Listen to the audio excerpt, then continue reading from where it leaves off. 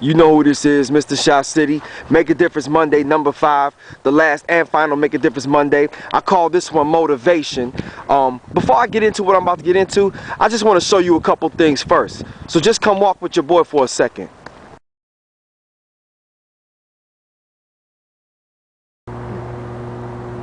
This is the actual location where my friend was supposedly murdered at. They actually killed him in this alley and drove him to another portion of the city and dropped him off. But he was basically just sitting in his car waiting for somebody to come out of the house, and somebody shot him in the back of the head, point blank range. And this was something that was devastating for me because he wasn't even just my friend, that dude was like my brother. This is the actual project buildings that I grew up in. This was considered the most violent part of Chicago at one point. It was to the point where police officers didn't even want to come up in here. Every single day there were murders and drug deals and prostitution. But to be honest with you, I never feared this place, man. This was like home to me. Even to this day, even though I live in the suburbs, I'm still more comfortable coming back here than I am even going back to where I live at now. What happened at this corner changed my life forever. If it wasn't for what happened here, you probably would never even know who I am. My father was over there at that fire hydrant washing his car when somebody came up on him and they robbed him for his vehicle. Now a lot of y'all will say, well, you live in the hood, what's the big deal? Well, we never really saw violence like that until the late 80s when crack cocaine came to the west side. And when my parents realized that it was getting that violent, they made that decision that we had to get out of the hood by any means necessary, man. What you see right here is my actual grade school that I went to when I was a little kid. And this was the first place that really made me feel like I was different from everybody else. I remember there was this girl named Katie that I thought was really cute, and she thought I was really cute. So I sent her that typical letter, do you want to be my girlfriend? Check yes, no, or maybe. But she never returned the letter. So at the end of the day, when I saw her, I asked her, and she said, you know what, I think you're really cute and I really like being around you, but we could never be together. And I was like, why not? She was like, well, because you're black. And I didn't even know what that meant at the time. I was just like, right, and you're white. What is your damn point?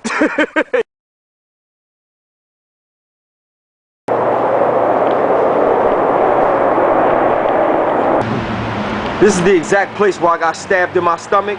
These two dudes was gambling and I was just watching them.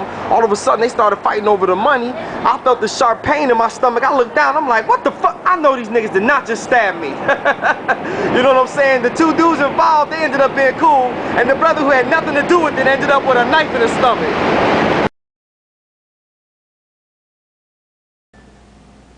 Back in the day when I was homeless, I used to pretend to live at this complex so I could use these showers early in the morning. I would sneak in here around 4 or 5 a.m. before anybody woke up. And even though I was basically wearing the same rotation of clothes every other day, at least when I sat in class, I wouldn't smell so bad because I actually got a shower. And I did that for about 4 or 5 months. And I can honestly say those were some very hard days for me.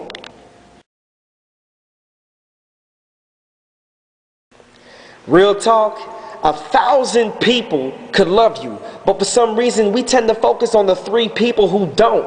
Like, people hit me up all the time and they ask me, how come I never really respond to my haters, or how come I never really acknowledge the people that make negative video responses about me? And the reality is I barely have enough time for the people who love me, and I'll be damned if I waste 3 seconds on a person I know doesn't like me. You feel what I'm saying? See, at the end of the day, the people who love you are gonna love you, and the people who hate you, no matter what you do, they'll always hate you. So you're always better off ignoring them and just focusing on the people that love you, and you'll be 10 times more successful than you've ever been.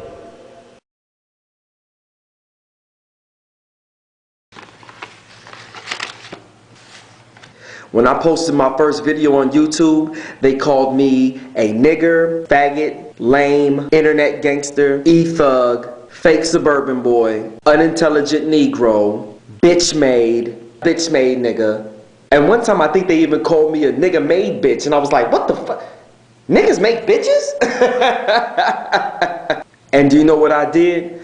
I kept posting videos and posting more videos and posting more videos, because I knew that at the end of the day, the only person that could stop me from doing what I needed to do was me. Because the reality is, 99.9% of the time, the only person stopping you from becoming what you want to be is you. So the question is, with 2010 coming right around the corner, when are you going to stop stopping yourself from becoming whatever it is you want to be?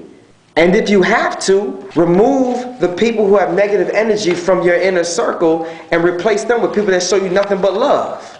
Matter of fact, let me show you something. What you see here is the result of a combination of two things. One, me remaining the same brother that I've always been since I came in the game. And two, you guys showing me love and supporting the whole movement since day one. You came to the YouTube page and you hit the play button. You told all your friends. You came to the blog TV shows and you supported it. You bought the t-shirts. Anytime I had a public appearance, you guys were there supporting the brother. And all that love and support has brought us to this point where we are right now, where we are about to change the lives of hundreds of people. You see me have my worst days and get to this point. You see me come from nothing. If this right here doesn't motivate you to get on your grind, get on your game, and change your life in 2010, then nothing will. This will be hands down the biggest Christmas giveaway in the history of YouTube. And I want to say thank you to all y'all showing support. You know what this is. Make a Difference Monday, number 5, motivation. Shot City, man. Walk with me. Don't underestimate the South.